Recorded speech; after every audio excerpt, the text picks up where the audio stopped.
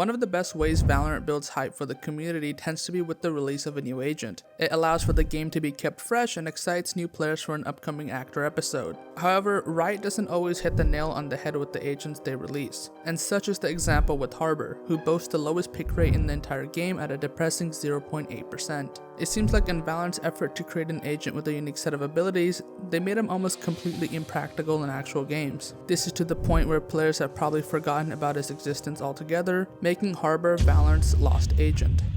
Harbor would be announced by the official Valorant account on October 10, 2022, followed by an incredible amount of thirsty comments. However, it's interesting to note that a single word reply left by a Twitter user would go on to correctly predict Harbor's fate. As with any new agent, early access videos made by content creators would paint Harbor in a positive light, as clips would follow showcasing the many outplays that could be done with him. A post made on the official Valorant subreddit sharing the trailer of the new agent would quickly be met with a flurry of comments stating how overpowered he would be. However, when Harbor would officially release with patch 5.08, the truth would finally hit the community. Soon after Harbor's release, a post would appear on the Valorant subreddit titled "My Honest Thoughts About Harbor," which stated, "Harbor is not overpowered, in my opinion he's the complete opposite."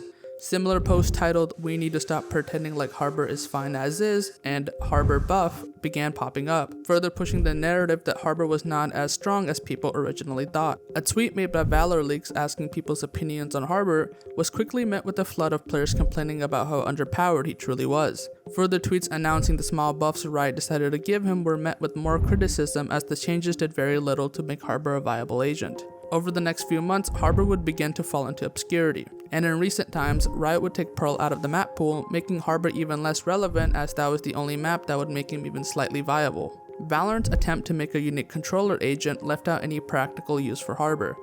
Harbor's signature ability is High Tide, a wall you can use to block off line of sight.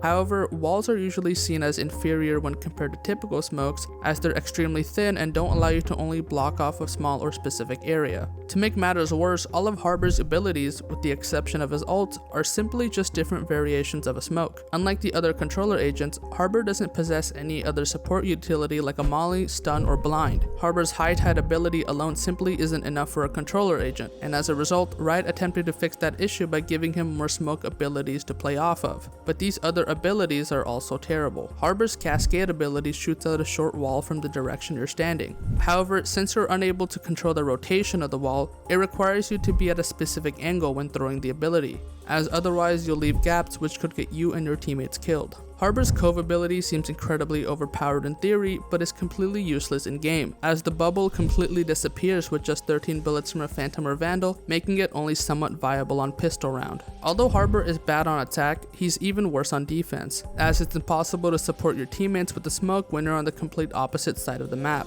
and by the time you get close enough to deploy any abilities, chances are the attackers would have already claimed the site. Harbor has received very little updates ever since his release over a year ago, and it seems like Valorant has no interest in reworking his abilities in any sort of way to make him a viable choice for players. Unfortunately, he's just become one of Riot's failed experiments as they move on to releasing and patching up newer agents.